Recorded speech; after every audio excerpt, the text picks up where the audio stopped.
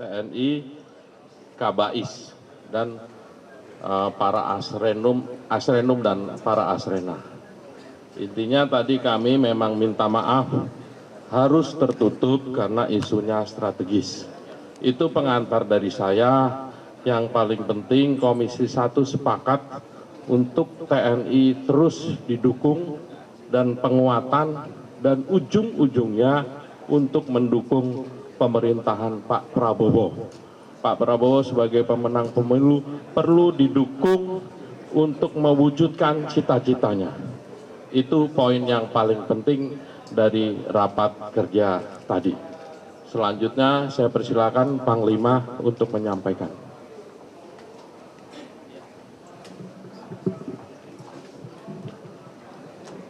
Assalamualaikum warahmatullahi wabarakatuh.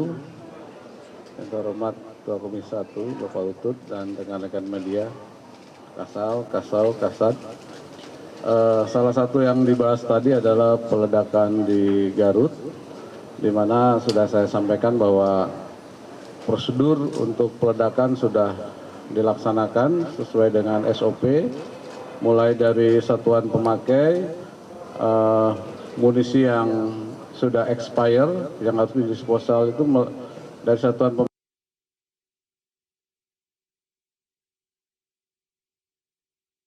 Slokam dilaporkan kepada Slok Angkatan Darat, kemudian dari Slok Angkatan Darat ke Slok TNI dan ke Kemhan. Kemudian selanjutnya apabila prosedur sudah sampai Kemhan, maka dari Kemhan akan ke Slok TNI dan sampai ke Satuan Gupusmu, yang satuan yang ditugaskan untuk meledakkan munisi kaliber besar dan kecil dan detonator yang sudah expired diledakkan di suatu tempat yang sudah disiapkan. Kemudian juga biasanya kalau munisi atau detonator yang sudah expire, dia itu sensitif terhadap gesekan, kemudian juga terhadap cahaya, sehingga memang sangat mudah untuk menimbulkan ledakan. Demikian. Pak, apakah nantinya akan ada penutupan ledak di TKP, Pak? Lalu sudah ada saksi yang diperiksa, sudah berapa? Dan apakah sudah ada tersangka dalam kasus ini, Pak? Sebenarnya memang tempatnya ini memang harus jauh dengan perkampungan masyarakat. Memang tempat situ sudah jauh sih dengan masyarakat, dengan kampung. Hanya memang yang tadi saya sampaikan, jadi munisi yang sudah expire itu memang mudah meledak, sehingga memang harus kehati-hatian, dan memang ini jadi masukan buat kita.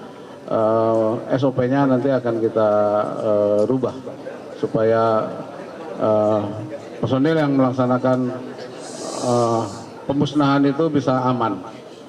Kita koreksi ke dalam nanti. Mudah-mudahan ke depan tidak terjadi seperti itu. Pak, izin Bapak, kemarin Komnas HAM mengatakan dari hasil temuannya itu ada 21 orang warga sipil yang terlibat dari kegiatan pemusnahan amunisi ini. Nah, ini SOP sebenarnya itu bagaimana sih, Pak? Apakah memang melibatkan warga sipil? Sebenarnya kita tidak melibatkan warga sipil ya dalam pemusnahan bahan peledak yang sudah expire. Kalau tidak dilibatkan, kenapa korbannya ada sipil? Sebenarnya masyarakat sipil itu tukang masak dan pegawai di situ. Tapi katanya sudah puluhan tahun hidup, Pak. Iya, tukang pegawai di situ, tukang masak.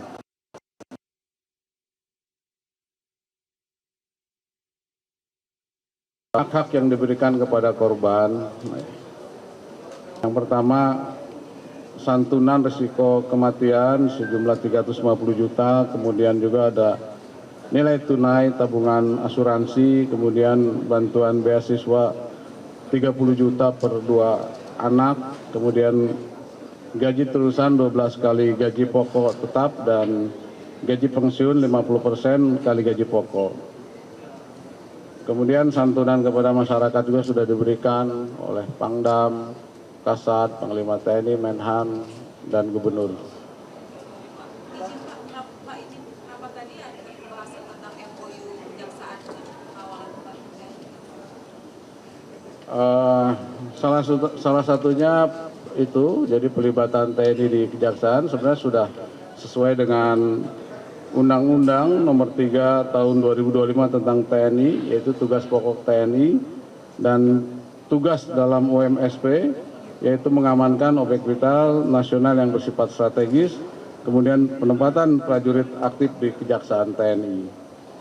Kemudian juga ada nota kesepahaman TNI dengan Kejaksaan nomor 4 tahun 2023 yang isinya yaitu tentang pendidikan dan latihan, kemudian pertukaran informasi, kemudian penugasan prajurit TNI di lingkungan Kejaksaan, kemudian penugasan jaksa sebagai supervisor di Otjen TNI, dan dukungan dan bantuan personil TNI, kemudian dukungan kepada TNI di bidang perdata dan TU, kemudian memanfaatkan sarana prasarana dan koordinasi teknis penyelidikan dan penuntutan serta penanganan perkara. Kemudian juga telah terbit Perpres nomor 66 tahun 2025 tentang perlindungan negara terhadap jaksa, yaitu pasal 2 dan pasal 4. Pasal 2 yaitu jaksa berhak mendapatkan perlindungan negara dari ancaman yang membahayakan diri, jiwa dan atau harta benda. Kemudian pasal 4, perlindungan negara dilakukan oleh Polri dan TNI. Komitmen TNI, kita bekerja secara profesional dan proporsional, serta berorientasi kepada sinergitas kelembagaan, dan dapat meningkatkan keamanan dan efektivitas penegakan hukum di Indonesia. Pak, terkait dengan Garut, Pak. Sumatera Utara ada jaksa dibacok oleh orang tidak dikenal, apakah ini juga dimonitor oleh TNI? Ya, kita monitor.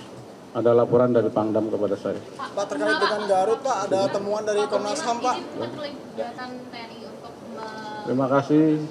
Pak, terkait dengan Garut ada temuan dari Komnas HAM itu penggunaan urea, Pak. Baik, Ibu Bapak, saudara-saudari sekalian yang memang nanti memerlukan silahkan WA kepada Kapuspen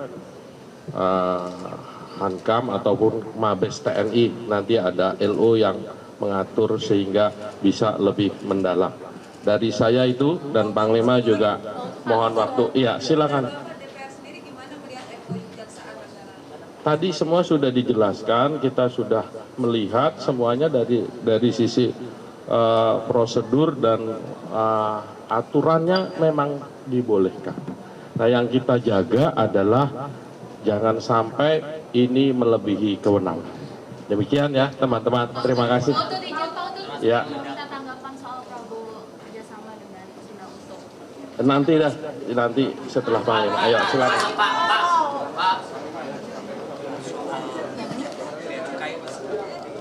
Pemirsa, hari ini atau sore ini tepatnya Komisi 1 DPR menggelar rapat dengar pendapat tertutup dengan Panglima TNI. Ini berkenaan dengan berbagai isu yang kemudian dibutuhkan untuk mendapatkan penjelasan dari pihak TNI. Tadi sebelumnya dari pihak TNI juga sudah mengatakan mereka memberikan santunan kepada para korban dalam kasus ini berkenaan dengan ledakan amunisi, pemirsa. Kemudian juga dari pihak TNI berjanji dengan adanya kasus ini mereka mengevaluasi berkenaan dengan SOP pemusnahan amunisi supaya tidak terjadi lagi ke depannya.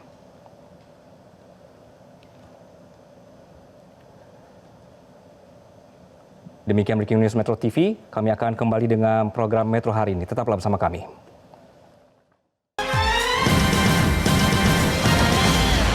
Jelajahi cara baru mendapatkan informasi. Download Metro TV Extend sekarang.